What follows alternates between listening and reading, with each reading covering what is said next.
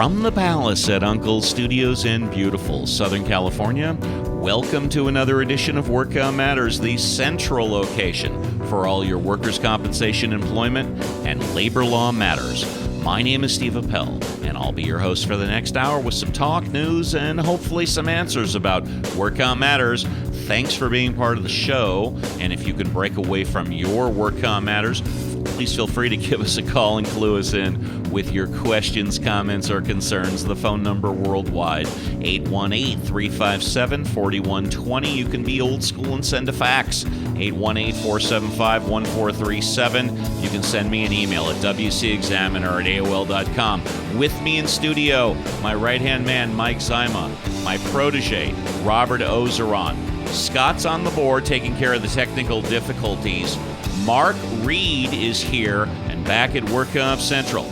Making sure the whole damn thing goes right is Jake Paris. Well, good evening, everybody, and welcome to a special edition of Work Comp Matters. We're going to forgo the regular show because I've got a fantastic guest in tonight running for the Republican Congressional 30th District. We have in studio with us Mr. Mark Reed, and I want to give a special thank you for coming out and visiting with us tonight on Work Comp Matters. Hello, Mark.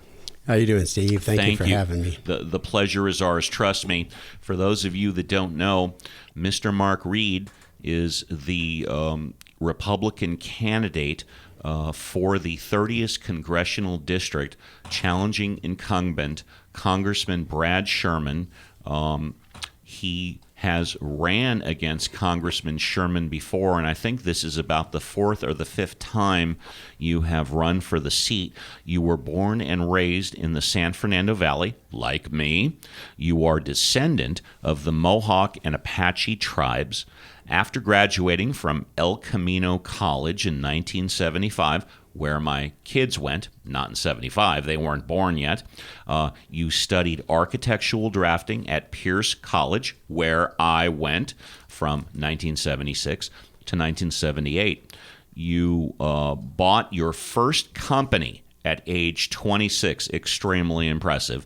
You opened a small retail store after that. You sold both and bought out your second company at age 32.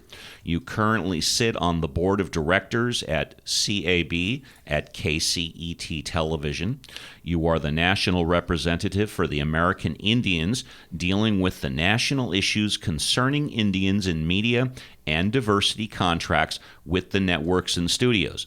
You've been actively involved in the veterans' efforts to save the VA, Sepulveda, and West Los Angeles medical centers from encroachment by private sector private sector developers, both profit and nonprofit. You are also an avid rancher, horseman, outdoorsman, community advocate, and animal lover. You enjoy freshwater and deep water sea fishing, like me, hiking, and helicopter flying. You are an environmentalist and believe in the preservation of open space and wild, scenic rivers. You're a dedicated family man. You've been married for many years. You have 3 adult children and are presently working on your 8th and 9 grandchildren, which are on the way. And I must say, congratulations, and once again, thank you for being here. We're going to be asking you a whole slew of questions, but we have one Workout Matters news story, which is hot off the press, and it involves something that I grew up with. I'm assuming it's something that you grew up with. It involves Toys R Us. They just announced that they will sell or close all of their U.S. stores. Workout Matters has learned that over 700 stores and 33,000 employees will be laid off nationwide, and that's according to David Brandon, the CEO of Toys R Us. You know, I remember when I was growing up in the 70s, that on Saturday nights, I belonged to an organization, and we used to meet and have dinner, and then all of us would go to Toys R Us, and we would hang out in the Toys R Us parking lot in Van Nuys on Woodley by Sherman Way. You're shaking their head. Were you ever there? Were you possibly there when I was there? Most likely was. And in fact, speaking of the interview, you and I did very little pre-interview. I called you up as what I do with most of the guests. Of course, my first question is, are there any questions that you want me to ask? Are there any questions that you don't want me to ask? And the one thing you said was, Steve, how much editing do you do? And my response was, as little as possible. And I wanted to amplify this. Although the show is recorded, we try and do it as much live as possible. And Scott will attest to this, that after the show is done, the only one that does post-recording editing is Scott. And it's 100% for production and technical issues. As far as the content, we do not edit any of the content. I think after like 60 or 62 shows, Mike, in the past 15 months, we've edited out the content maybe twice. And I remember once we had one of our people here who said something, it was unsubstantiated and it was negative against Work Comp Central, who of course is our main sponsor. And I just said, no, that can't go on. I mean, you don't have the facts to back that up. We're erasing that. And the other thing, I can't remember. And although we're a podcast, we occasionally drop an F-bomb once in a while. We do our best to put on a professional and an informative show, and we try and comply with FCC regulations as much as possible. John did the F-bomb, for the record. Well, I did George, we had a show regarding the George Carlin 7 words you can never say on television. I had Mike do the disclosure. The first 2 minutes is R-rated, and we played the George Carlin 7 words you can never say on television. Growing up, I was fascinated with George Carlin, and I absolutely loved it. But we went ahead and talked briefly about some of the topics, and one of the things that I wanted to ask you about was filibuster. Now, we've talked about Cruz on the show and the green eggs and ham filibuster. Now, I know a filibuster is when a congressional representative gets up and speaks forever to delay the proceedings and hopefully stall a vote. But can you talk for a minute about a filibuster? When is a filibuster allowed? When is it not allowed? And, what you know about that. A filibuster is allowed at any time. It just depends on the individual who wants to oppose it. Just like Ted Cruz did with the repeal of Obamacare, he got up there and he did a filibuster. He sat up there. Green eggs and ham, right? Right, and he didn't agree with it. And same thing with Rand Paul did the same thing. So you can say whatever you want. It doesn't have to be relevant to the issue. You can get up and read Green Eggs and Ham, and according to the rules, it's okay. As long as you're up there and you're talking, they can't remove you. And so it's just a political gamesmanship that they use to delay a vote and possibly get rid of it. I am so glad you answered that question because I've always wanted to know what's going on. We've got special guest Mark Reed. He's running for the 30th Congressional District. We've got more questions for him. But right now, he's a regular contributor to the show halfway across the world in Munich, Germany. He's still a licensed attorney in California. He's got his ticket after 45 years, and he'll be talking about the elections, an oligarchy versus a democracy or whatever. Oligarchy. Thank you very much, my boy. All the way from Munich, Germany, Mr. John Scalia. Hi, this is John with the Work Comp Matters International Report from Munich. Welcome to my segment of the podcast, My Fellow Americans. I've been waiting to say that for a while. You may ask, why does a guy who's living in Munich say, my fellow Americans? Well, let's think about that. Character, not citizenship, defines who you are. Yes, I have American citizenship, obviously. However, let's go to character. And what makes character, what makes you a particular nationality? Well, there's family, of course.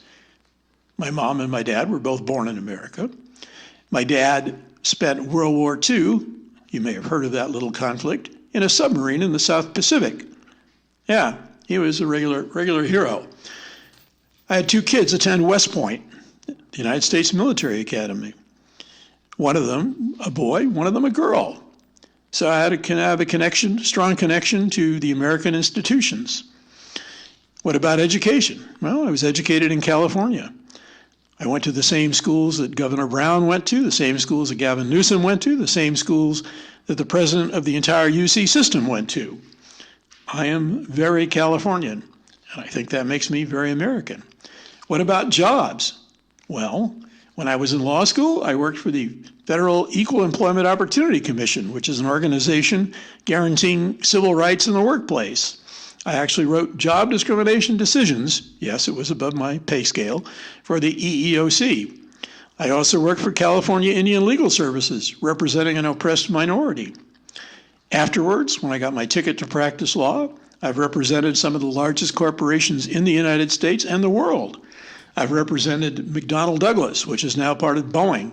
I represented Lockheed, represented Universal Studios. I represented Delta, LA County government, LA City government. You don't get any more tied into institutions than the names I just listed. Now, having said all that, I will also say that I live in a democracy, and you, my fellow Americans, live in an oligarchy. Why do I say that?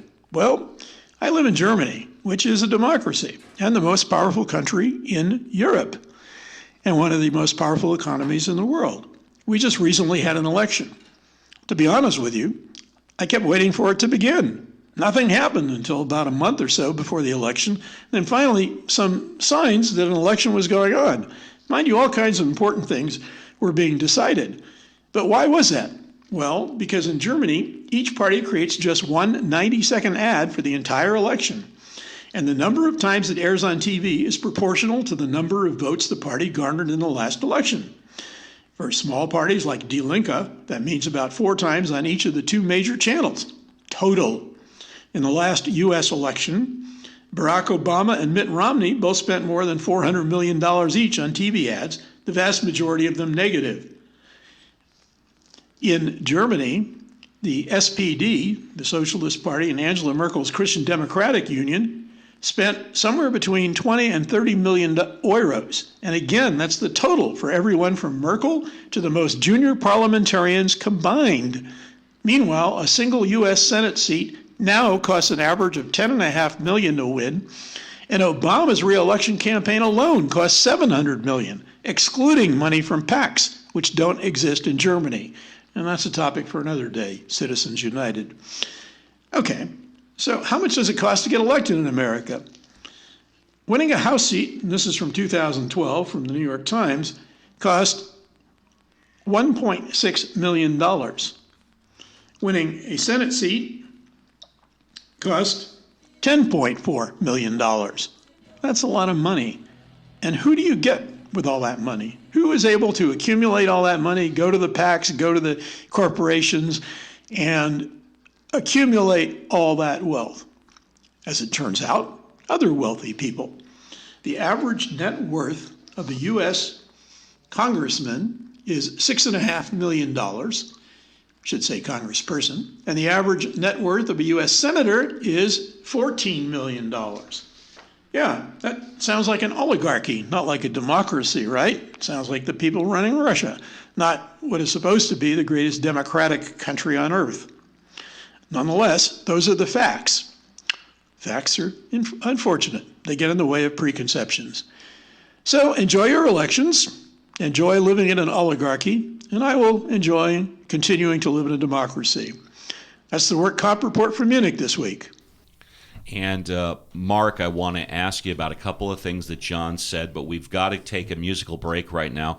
You're listening to Work Comp Matters. We're brought to you, we're brought to you by A1 Law and Santa Monica Tickets. If you want the #1 computer management system used by more workers' compensation attorneys than any other computer management system in the world, give me a call at 818-357-4120. And if you want those hard-to-get, sold-out, even front-row concert, sports, and theater tickets, give our buddy Brian a call at Santa Monica Tickets, 310-395-8587. It's time for our first musical break, and we'll be back with Mark Reed after this. How does it feel to be one of the beautiful people? Now that you know who you are, what do you want to be? And have you traveled very far, far as the eye can see?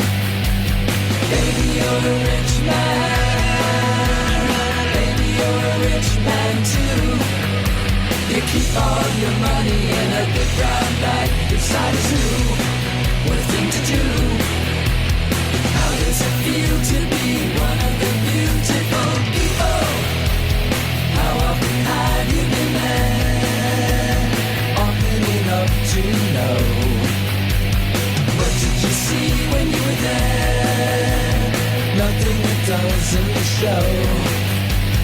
Baby, you're a rich man. Baby, you're a rich man too. You keep all your money in a big brown bag inside a zoo. What a thing to do.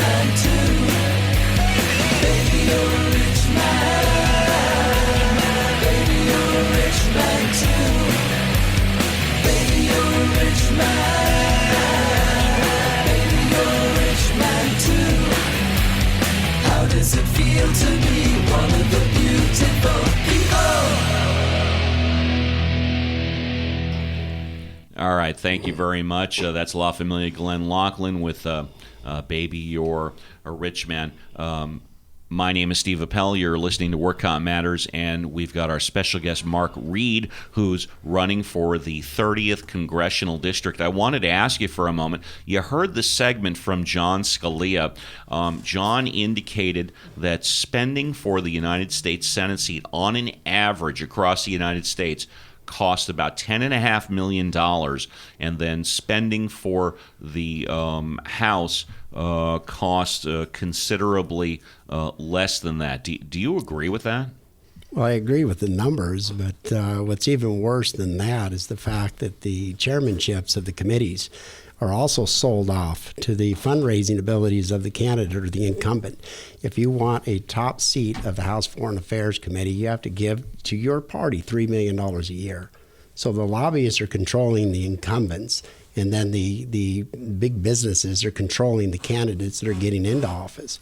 It's a joke that this last election, the presidential election, cost over $3 billion each candidate. Now, is every congressional rep required to be the committee, to be the committee chair, or just a committee representative? You're just on the committee. Okay. Yeah. And then to become the chair of the committee, it's based solely on dollars, or is it based on your time in Congress, or do they vote for it, or how do you literally become a committee chair? It's based on your abilities of both your professional abilities and also your fundraising abilities. Just to give you an idea, Congressman Sherman was going for the ranking committee member of the House Foreign Affairs Committee. The DNC basically said, we don't want you. They gave the chairmanship, the ranking committee chairmanship, to a freshman. Now, who is they? Who is they? The DNC, the ruling party in the Democrats, the Democrat Party. And so they vote on it? They vote on it, yes. And is it a secret vote or is it a public vote? No, it's a secret vote within the party itself. Behind closed doors in smoke-filled rooms, right, my boy? Well, I think it's kind of like a jury electing a foreman. You don't really know how it goes on over there. Exactly. Okay. The committee comes back and it has a head. It's just that's all it is the different committee members within that committee structure say, we want John, we want Henry to be the chairman. Do the Republicans do the same thing? Absolutely. Boss, I got a question about the race and how it's shaping up against Mr. Sherman. Go ahead. For Mr. Reed here. Sure. So this area is predominantly or largely Latino, correct? Yes. So I'm sure your campaign's doing specific outreach to the Latino community in this area? Well, before you answer, my understanding is the 30th Congressional District is mostly the West San Fernando Valley. In the western half, at least where I live, it's from as far south as Lake Encino, as far north as Chatsworth, and then it goes out to Toluca Lake. But as it goes out to Toluca Lake, it becomes more southern. So at least the western San Fernando Valley, is that really mostly Hispanic? The Hispanic area goes from Sepulveda Boulevard, from Parthenia to Victory Boulevard, all the way up to Canoga Park. That swath is a lot of the Hispanic community. However, which is mostly the northern part. Well, central. Oh, It's more the central area. I'm focused mostly on actually the House.gov website, which notes that the population breakdown is 43% white, 41% Latino, and then the majority 10% Asian, and then there's the rest.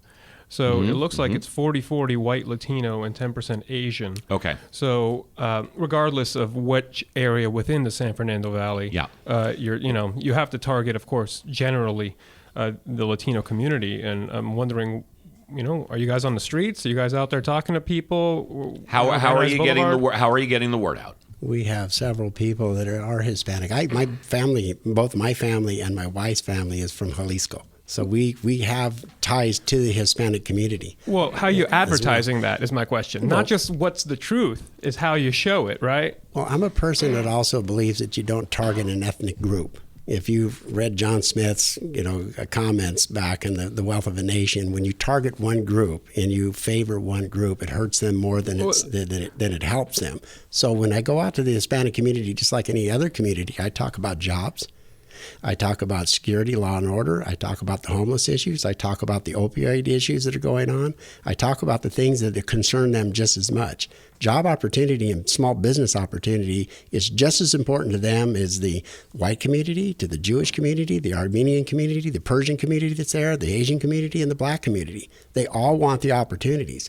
The Hispanic community is no different. So you don't address the Hispanic community any different than you address any of the other ones. No, because they have the same concerns. No, of course. I'm more saying, what specific types of advertisement are you doing to reach the Latino community? Robert wants to know: are you sending emails? Are you sending you hit faxes? The ground. I'm sure we all have common interests. Are you knocking on doors? Exactly. What are you doing? We all have the same interests generally. Old school politics is knocking on doors. You have to knock on doors. We are also, our campaign, my chief of staff is Dr. Pastor Roger Burt. He's the CEO of the Dream Center in Arizona. And the Christian community has come out very heavy for me. They are asking all the pastors to put on town hall meetings. We have one town hall meeting at the Healing Leaves congregation in Chatsworth on the 25th. A lot of the Hispanic community goes to church. So we're reaching out to them and doing these town halls, and it's a semi-informal. I'm introduced and I get up there and I give my spiel. They love the spiel, but then we sit down with one of the pastors and we're asking questions back and forth, and then the community itself asks questions. What's important to them? Because it doesn't matter to me. It doesn't matter so much what I think. It doesn't matter what I feel. It doesn't matter what I want. What's most important to me is, what does the community want? What do they see? What do they feel? And what I just laid out is what's come back. The huge unemployment, area, in the district itself, the opioid, homelessness, the fact of mental health care is not there, our law and order is not there. The homeless encampments are just lawless encampments now. Yeah. So they're really concerned about that. And when you have people that on average household is a $500,000 house, which is a $5,000 to $7,000 property tax, and they have a mobile home parked in front of their house, and they're throwing trash out, they're urinating out their door, their kids are going back and forth, they're just as concerned as the person that lives up in the hills in a $3 million house. They're like, wait a minute, this isn't good. And it pulls on the heartstrings of everybody, because when you see a homeless person, you want to help them. But at the same time, when you're paying the dues for that house, you don't want the homeless person there. So we want to get resources to the community of mental health care, housing, and drug rehabilitation. And that's going to take a concerted effort of solutions. Well, actually, that brings me to a follow-up. Is what you think Mr. Sherman, the current rep, has lacked in that area? And then I got a question, but go ahead and answer that. Absolutely, he's lacked in that area. In his 22-year illustrious career, he has passed 3 pieces of legislation, 2 of them renaming a post office, and 1 was an amendment to an immigration law due to Indians, not American Indians, but India. He has done absolutely zero. He's been so preoccupied with the impeachment of Donald Trump that he's done nothing else. So bringing money back for the opioid issues, bringing money back for the homeless, bringing back money for mental health care, is non-existent. This guy is absent in the community. So you think that if the people look past party politics and actually looked at the candidates, they might actually, change their opinion? Absolutely. They're at this moment, I'm getting a tremendous amount of support from people that have just said flat out, look, he doesn't represent our values anymore. He doesn't represent the community. We need help. We need a person who's going to put the community first. They're not so invested anymore in national politics or global politics. They could really care less. They're looking at what's happening out their front door. They're concerned about the issues. And that brings up an excellent question. My name is Steve Appel. You're listening to Work Comp Matters. We're here with congressional candidate Mark Reed for the 30th Congressional District. Mark, when you go out to the public and the public all wants one side of an issue, but your personal beliefs, your entire life are the other side of the issue, how do you vote in Congress? I would vote my district's interest. That is awesome. I am glad to hear that. I am glad to hear that. One thing that just came out recently is the tax reform, the bill that came across. 2 well-known economists came out and said the West San Fernando Valley is poised to outperform every county in the state of California, including the county that it resides in, Los Angeles County, if the tax reform bill went through. Brad Sherman said, nope, he voted against it. We're watching the benefits of the tax reform bill now, and it was the first time that we've had tax reform in 50 years, since the 80s and Ronald Reagan's times. So we look at an individual as more of a party hack than a representative of the district. I'm not going to represent the party. You mentioned earlier on that I ran 4 times. Yes, this is my 5th time. My first 4 times was really running against the Republican Party. Because being a pragmatic Republican, they kept putting people up against me. And it wasn't even the 30th district. I think it was the 27th district. And, of course, they've gerrymandered and redistricted the official district. But it is now the 30th district. Yes. Speaking of the 30th district, mostly the West San Fernando Valley, you think they should ever break away from Los Angeles? There's been many votes on the ballot over many years about doing a separate school district, falling away from Los Angeles or whatnot. Do you think the Valley should ever break away? Yes, I do. And tell us why. Because we don't get the resources that we put into the city of Los Angeles. We're shortchanged on the police department. We're shortchanged on the fire department. We're shortchanged on street and maintenance. We're shortchanged on everything. And most of the money for the city of Los Angeles comes from the Valley. I am so glad you said that. I'm born and raised in Southern California. I've been living in the West San Fernando Valley for 40 years. I'm glad to have you here. And I'm glad you said that. My name is Steve Appel. You're listening to Work Comp Matters. We're brought to you by A1 Law and Santa Monica Tickets. If you want the #1 computer management system used by more California workers' compensation attorneys than any other system on the planet, give me a call at 818-357-4120. And if you want those hard-to-get, sold-out, even front-row concert, sports, and theater tickets, give our buddy Brian a call at Santa Monica Tickets, 310-395-8587. Special guest Mark Reed is here. He's running for the 30th Congressional District. He's the Republican candidate. We'll be back with more talk, more news, and hopefully some answers on Work Comp Matters.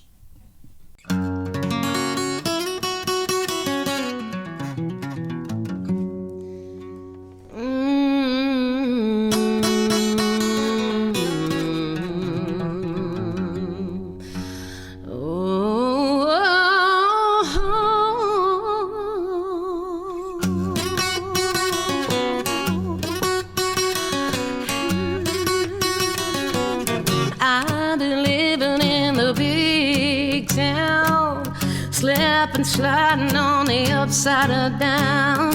Let me tell you, baby, I have earned my crown. Lord, don't let me be misunderstood.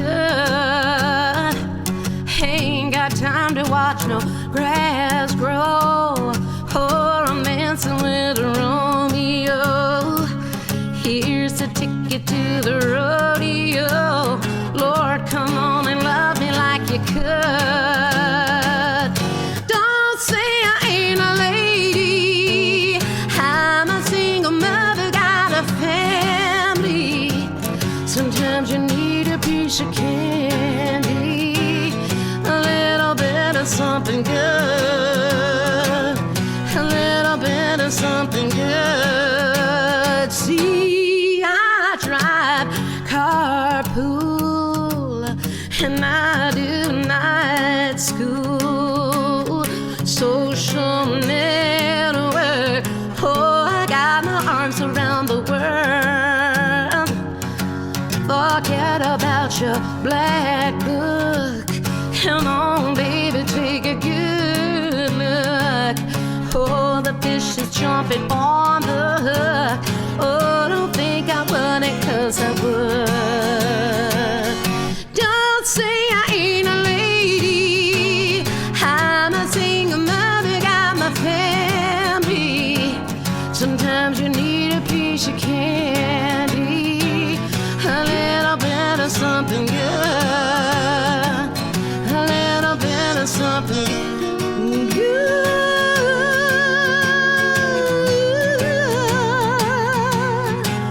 Something good.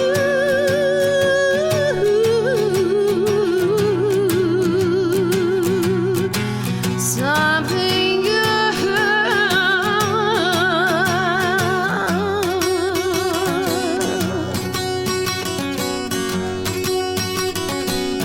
Show me your good side.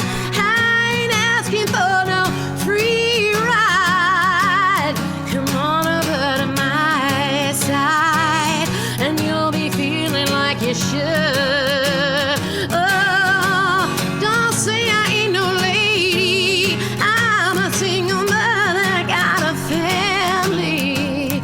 Sometimes you need that piece of candy, a little bit of something good. Oh, a little bit of something good. Yeah, a little bit of something good. The beautiful folk rock sounds of Susan Scheller on Work Comp Matters are brought to you by A1 Law and Santa Monica Tickets. If you want the #1 computer management system used by more California workers' compensation attorneys than any other system in the Kuiper Belt, give me a call at 818-357-4120. And if you want those front row, hard to get, sold out concert, sports, theater tickets, give our buddy Brian a call at Santa Monica Tickets, 310-395 8587. We're here with Mark Reed. He's the Republican candidate for the 30th Congressional District. Of course, I live in there, and I've got a couple of issues that both of us wanted to talk about. You wanted to talk about small business, military, and cybersecurity. We've spoken here many times on Work Comp Matters about cybersecurity. You know, we're insurance-based, and insurance rates for cybersecurity are going up. What did you want to say about small business? All of us here are small businessmen. Well, we need to start looking at the small businesses. They are the engine of the economy. They employ the majority of the people throughout the United States of America. And if you talked about the Toys R Us failure, a big company, 33,000 employees. Been around for 40, 50, 60 years, yeah. But they're only a retail outlet for a foreign country. That's all they are. So we have small businesses here, and we spur the manufacturing, the research and development and manufacturing of toys here. Maybe we can start retailing our own stuff. You know, the thought is, and I did a tad bit of research because we've talked about Toys R Us before, kids aren't buying toys anymore. No. Or if they are, they're getting them at Walmart or Amazon.com. But most kids, they're into their iPhones or their smartphones or their tablets or whatnot. People aren't going to Toys R Us and buying toys. I'm going to share a story my grandfather talked to me about, because he lived to 102. And he said when he was a kid, he would go down to the local gas station, and they'd have one or two toys. You went home and you made your own toys. Right. You used your brain, your own imagination, and you made a toy. He said the kids are no longer are using their imaginations in doing stuff. And you're talking about a big thing here. They're relying on electronics to fill in the imagination, which is sort of the difference between reading a book, which, by the way, reading novels has practically gone out, versus seeing a movie. We used to use our imagination, and I sincerely believe that our brain power is shrinking because we're using less imagination. We're having computers fill in more of the gaps. It's not the kids' fault. It's the parents' fault. Absolutely. The parents are using the technology to babysit their children. Absolutely. Okay, and this is creating a major problem. If you talk to schools now, the kids do not know how to write out an essay anymore. They don't know how to put thought to pen to paper. And that's required in the business world. And in fact, last week on Work On Matters, we had a story for those who wanted to learn how to write better. What did you want to say about the military? Military, we have to have a strong and ready military. However, we have to face the fact that 1/3 of the budget of the federal government is military contracts of research and development of new technology, and technology is the driving engine of the future. We're looking at the new wave of technology, of robotics, cybersecurity, and computers. If we don't start educating our kids and bringing the opportunities back here to the Valley where it once was, we're going to be left out of that. That is a big driver. In the interview with Bibi Netanyahu and Mark Levin, they talked about technology. Technology in itself is worthless, but technology applied to the economy creates a manufacturing field that is beyond, and it brings wealth. This is what you need to focus on. If the congressman in your district is completely anti-military, he's not going to bring those contracts back. The West San Fernando Valley, or the entire San Fernando Valley, if you go back, I've been here 61 years. You said 40 years. If you look at the history of the valley, it was created after World War II by Kaiser of selling houses for $8,000 for the returning veterans. It was all military. So military contracts were huge here. And then the movie industry came in, same thing. That was all based on propaganda for the military in the war. If you have a congressman who doesn't know how to advocate for this, we're not going to get the contracts. And this is what's happened with global technologies and global investments in international technologies. They've bought out and sold all the properties in the West San Fernando Valley, and they're turning them into retail outlet stores and these big multi-purpose with retail at the bottom and housing on the top. It's not sustainable to the economy of the valley, of houses that are $578,000 average price to multi-million-dollar houses. It won't sustain it. So we need to really look at the military, what the military has to offer in education of kids graduating from UCLA, USC, in robotics. We need to enhance that and give that opportunity. All good points. My name is Steve Appel. You're listening to Work Matters. Work Comp Matters. We've got special guest Mark Reed. He's the Republican congressional candidate for the 30th District. We'll follow up with him with some more questions. But right now, we're way overdue. Our first and maybe our only news story of the show. He's my right-hand man. He keeps me in check and out of trouble at least 90% of the time, Mr. Mike Zyma. President Donald Trump spent about 24 hours in Southern California earlier in the week in his first visit to California after being elected president. The visit involved logistic difficulties for commuters in Los Angeles, and protesters pro and con were matched by a large number of law enforcement personnel. The visit otherwise appeared relatively uneventful and anticlimactic. Yeah, except for closing the 405 freeway all the way between the airport and Mulholland, damn it. And I believe you have an associated story with that on the school walkout.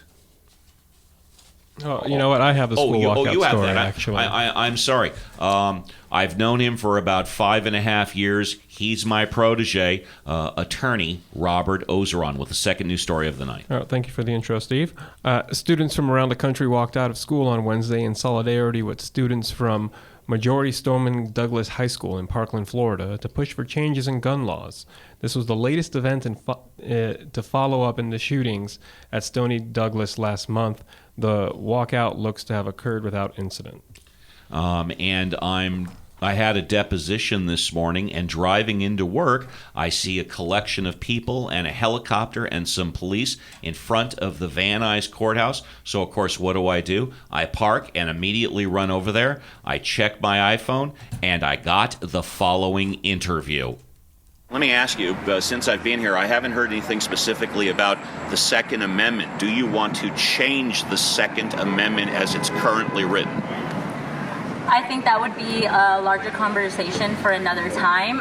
It is not something, I am not a constitutional lawyer, nor have I investigated it in any way. But what I would like to see, and I'm sure many others, but I cannot speak for everybody, is stronger restrictions, more accountability, and the closing of the boyfriend loophole, honestly. You mentioned earlier, right before I started this, about changing the gun law from 18 to 21. And just like to ask all the people in this circle, does everybody agree the law should be changed from 18 to 21? Yes? Yes!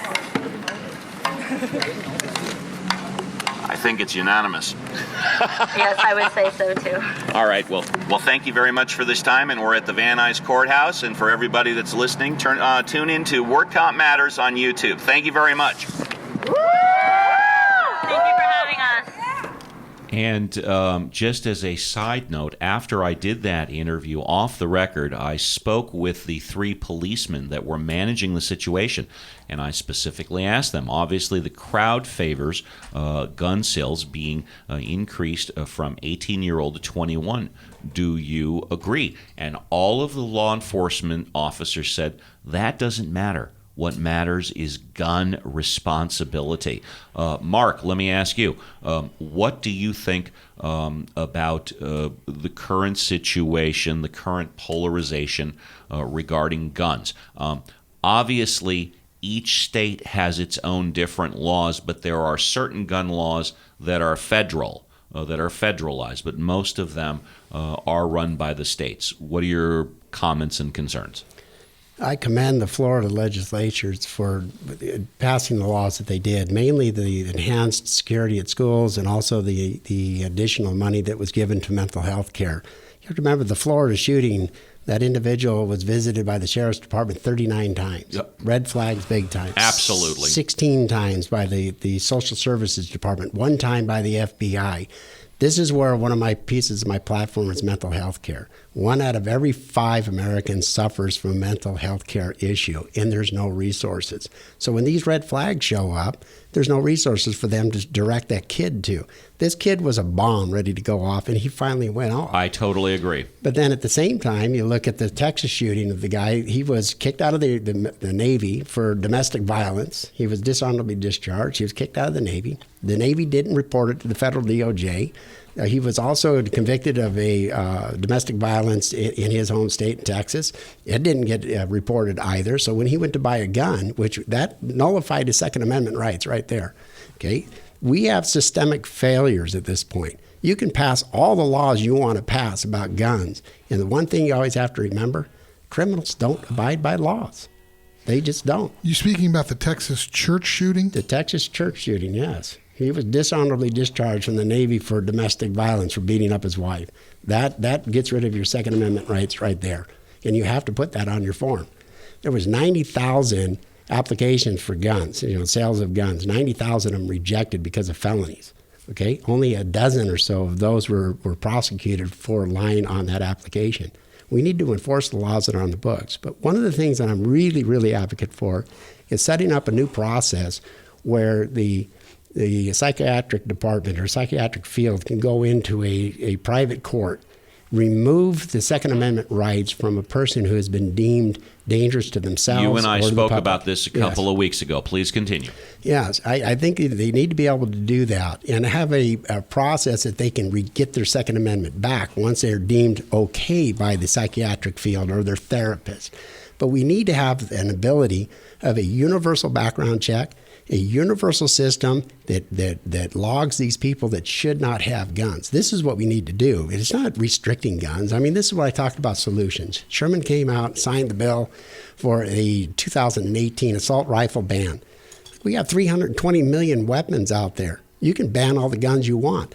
The law-abiding citizens are going to abide by the law. They're not going to get them. They're going to keep the ones that they have.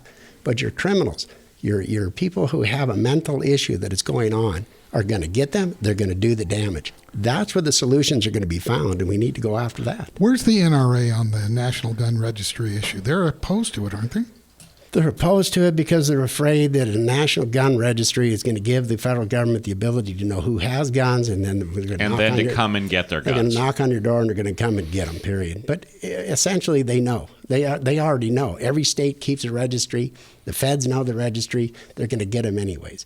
And the reality of it is the ones they're after is really military people that have guns. They're the ones that are scared. But remember what the Second Amendment's all about. The Second Amendment isn't about hunting. It isn't about protecting your house. It's about your right to own a gun if you want one. It's your decision. And it's to protect you from a government that has gone rogue.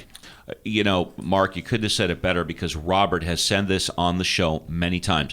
The First Amendment, the number one, is your freedom of speech, your freedom of religion, your freedom to express your beliefs. And number two is the right to keep and possess your guns in case that first right has somehow been taken away by the government. Right, Robert? Generally, yeah. Well, I didn't say it exactly the way you've said it, but yes. First, they lay out the system of government, right? You have the Constitution, where it discusses the executive, judicial, right, and legislative branch, and then it says now they can do law. They can make laws, right? They have the official laws to do all of this, but they shall make no law. Number one, to infringe on this. And these are your rights. Number two, guns, right? So it's kind of like a social insurance policy. The first thing you can't do is make any laws to infringe on our right of assembly, free speech, press, religion. And then number two is if you infringe on number one, that's that's our backup. That's exactly right. My name is Steve. Mr. Reed's got an opinion there. Well, Go ahead. Go ahead, Mark. I'm going to make a comment on freedom of speech. Freedom of speech, everybody thinks it's a freedom of what comes out of your mouth. It's not a freedom of speech of what comes out of your mouth. It's freedom of thought. Freedom of thought, yeah. You have freedom of thought. You can think what you want.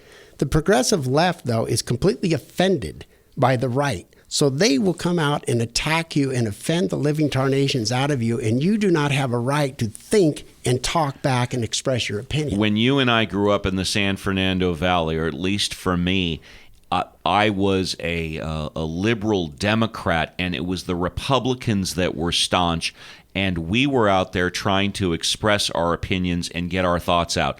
Now, the Republicans are the ones that are trying to get their opinions out, and it's the liberal Democrats. Anytime you don't agree, they shut you down immediately. It's the old adage that if you don't agree with your opposition, argue the law. If you don't agree with the law, argue your opposition. The facts. If you don't agree either, attack your opposition. Exactly correct. And it seems like that the sides have reversed themselves. It's reversed themselves, but it's the community not being able to sit down like adults and have real decorum. And you express your opinion, I express my opinion. And There's a total lack of decorum. You're right. We talked about this earlier as well. Judge Scalia would sit down every lunch with Ruth, exactly. Judge Scalia with Ruth. Yeah, go ahead. With Ruth.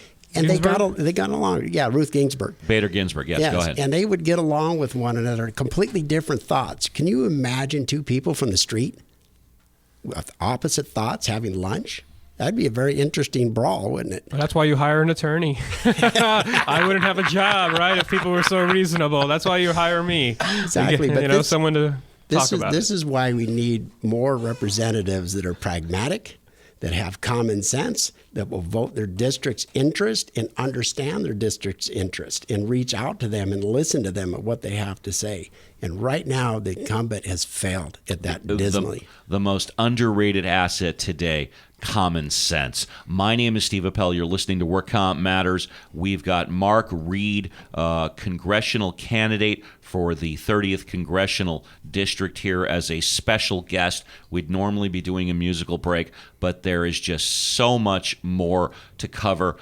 Mark, what do you think about Donald Trump or President Trump's border wall? He was in, as Mike said, he was in California today. He was looking at like 8 different things. He said he definitely wants it to be see-through. What do you think of this border wall? It's a federal law that has to be see-through, number one. Number two, I'll ask you. In other words, transparency. It has to be, exactly.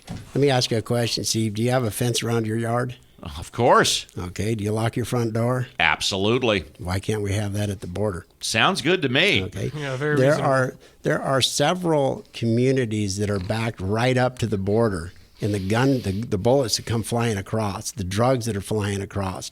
It is border and national security that's involved. It's not about immigration. The border wall has nothing to do with immigration. Our immigration policies do need to be brought to the 21st century and streamlined. We do need to revamp them. I have no problems with that. But the border wall, in certain areas, it's mandatory. The Democrats voted for it and passed it. I forget, a couple decades ago they did, but they never funded it. If you go back to even one of Nancy Pelosi's interviews in 1986, I believe it is, she talked about the same things Republicans are talking about, how Hispanics are stealing jobs and California needs to get a control on the border and all of this stuff. They flip-flop back and forth because the Hispanic community is just cheap labor, and nobody wants to get rid of it. Next topic, we constantly speak about it on Work Comp Matters, is the legalization of marijuana. California recently legalized marijuana. More than half the states in the union have marijuana legalized either recreationally or for medical use only. A lot of companies are very concerned because the banks will not take their money because it's not federally legal. I've said that the only way this situation is going to change, and it will change within the next 3 to 5 years, is when marijuana is legal on a federal basis. And for that to happen, it will first have to be changed from a Schedule I narcotic, which right now it's compared to the exact same thing as heroin or LSD or cocaine, which has no efficacy whatsoever. Documented proof, medical efficacy, no question. You've got patients with eye problems, cancer patients. Marijuana in its raw state form or some type of cannabinoid where they filter out the THC, clearly without question, black and white, no gray, has medical efficacy. What long-winded thing for marijuana, right? We talk about it every week. What's your opinion on the legalization of marijuana on a federal basis? See, that long-winded answer was your attorney coming out of you. I agree 100%. I've said this on several occasions. It needs to be taken out of the DOJ and put into the FDA. There's no questions about it. The medical use of it is documented across the board. I am so glad you said that because we didn't talk about this before the show. I'm so glad you said that. Well, being American Indian, we understand herbal medicines, period. And the medicinal use of marijuana is unbelievable, but the pharmaceutical lobbyists are powerful. They're really powerful. And naturally, Now- they lobby against it because people start smoking marijuana. They're going to be taking less pharmaceutical drugs and less opioids, right? Absolutely. Now you get into the recreational use. If it's put over to the FDA, right now there's a tremendous amount of marijuana that you do not know what you're smoking. I could care less if you're smoking marijuana in your living room or you're in your bedroom or whatever you're doing. As long as you're not driving a long as you're car not or you're driving. not in public, I've said many times, just regulate it like alcohol to start with, and the rest will work itself out. As long as it's not infringing upon my rights, safety, and security, Exactly. I could care less what you're doing in your house. But the reality of it is, if it's not put into the FDA and regulated to know exactly what you're smoking because you're ingesting something into your lungs, you don't know what the damages are happening to you. And because everything is public and pertaining to medical, we're going to pay the bill for that. So I think realistically, if you go into a dispensary, they should have, just like you do with a box of cereal, what is the ingredients? What is in this thing? And you do Exactly. periodical testing of different farms that are bringing this stuff in. I really don't have an opinion on the what do you call it, recreational use, except for that I have read studies that the child's brain doesn't stop developing until you're about 30 years old. So habitual use from a kid from 12 years old up to 20 years old to 25 years old, it is going to do damages. Yeah, but then again, we have teenage alcoholics. So Well, I've counseled teenage heroin addicts. Okay. Okay, so just because, again, just like the gun laws, you can pass all the laws you want, but if you're not supplying mental health care and facilities and red flags that you can identify in schools and in homes and in the court systems, if you don't have that ability to be able to ship kids over to that and get help and family help, you're going to have drug abuse, you're going to have crime, you're going to have guns, you're going to have all kinds of things happening because it is a mental issue. We're talking with Mark Reed, candidate for the 30th Congressional District. Mark, another thing we talk about regularly on Work Comp Matters is self-driving cars. Now, it's come out that self-driving cars are going to be on the road within 1 or 2 years tops. I've said we are a minimum of 5 to 10 years away. And everything I've seen on YouTube where they show a self-driving car, it crashes within like 15 to 60 minutes. What's your take on self-driving cars? Should there be federal regulation or leave it to the states of self-driving cars? You leave it to the states, but this is what I talked about when I talked about technology. We are at the cusp of a new wave of new technology, of self-driving cars that are not on the ground anymore. Everybody laughed when you watched the Dick Tracy shows of the watches, the cell phone watches. Or the Jetsons. The Jetsons, and we're going to be there soon. This is the new wave of technology that's coming about, and we need to grab a hold of it. We need to not regulate it, but grab a hold of it and advance it and teach our kids in the technology fields. This is more of a state issue, but I'm going to ask you anyways. California, probably one of the most, if not the most, liberal democratic states in the country. California is a sanctuary state. Governor Brown, State Attorney General Xavier Becerra basically came out with sanctuary state status. The mayor of Oakland, I can't remember her name, she comes out and she's totally in favor of hiding illegal immigrant criminals. I'm on record for this show many times on saying that if you are here illegally and you are busted breaking our laws, I want your ass out of the country immediately. But for all of the people that have been here for many years, all of the illegal immigrants that are working, they're paying their taxes, they're raising their family, and they're doing the best to abide by their laws, they should either be grandfathered in and or taken, each one on a case-by-case basis.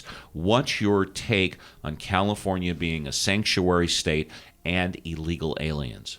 I agree with you that if a person's only law that they've broken is entering the country illegally, but they've played by the rules, there is no felonies, they're not stuck on welfare, they're not, it's soaking up everything from society, they're adding to society, go ahead and give them residency.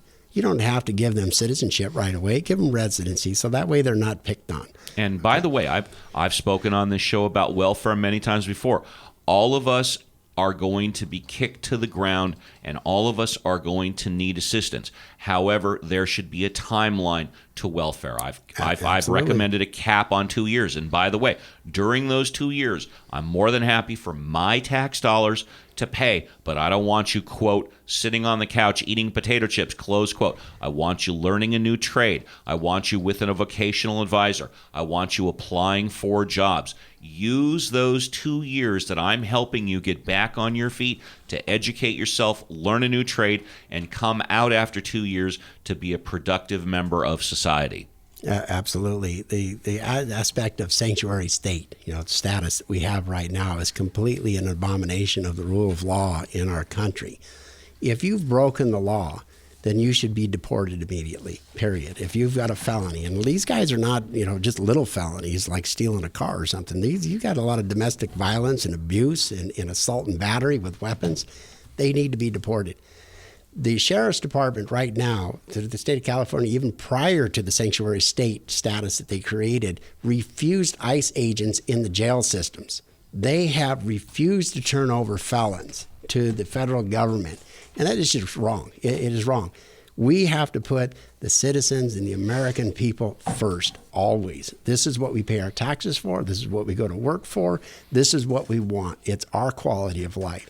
We are the most generous nation on the face of the earth pertaining to immigration and allowing people to come here and for that opportunity. And we will never turn our back on that. But it has to be by the rule of law. Otherwise, these new immigrants will never appreciate the freedoms that they're being given and the opportunities that they have here in the United States and within the communities. What else can I say? That is good stuff. We are unfortunately done. My name is Steve Appel. You're listening to Work Comp Matters. We've had our special guest here, Mark Reed, who is running for the Republican 30th Congressional District. The election is set for June 5th. Mark, please tell the folks, if you wish, phone number, email, fax, how they can get a hold of you should they so desire. My website is markreedforcongress.com. My cell phone, it will remain when I'm elected, is 818-378-4370. Now, there's a ballsy guy. And it's REED, correct? REED. My email address is mrcongress@verizon.net. You can email me, you can call me, and I'm happy to talk with you. Thank you very much. I hope sometime, regardless of what happens in the election, you come on again before the end of the year. My name is Steve Appel. You're listening to Work Comp Matters. We're brought to you by A1 Law and Santa Monica Tickets. If you want the #1 computer management system used by more workers' compensation attorneys than any other system on the planet, give me a call at 818-357-4120 for your no-strings-attached money-back guarantee, A1 Law. And if you want those hard-to-get sold out, even front row concerts, sports, theater tickets, give our buddy Brian a call at Santa Monica Tickets, 310-395-8587. From my right-hand man, keeping me in check 90% of the time, Mr. Mike Zima, my protege, attorney Robert Ozeron, Scott Walton of Uncle Studios, back in Munich, Germany, John Scalia, congressional candidate for the 30th district. That's my congressional district, Mr. Mark Reed. And of course, all the good people back at Work Comp Central that continue to approve and support this project, including but not limited to Leaf File and Jake Paris. My name is Steve Appel. We'll see you again next week for another edition of Work Comp Matters!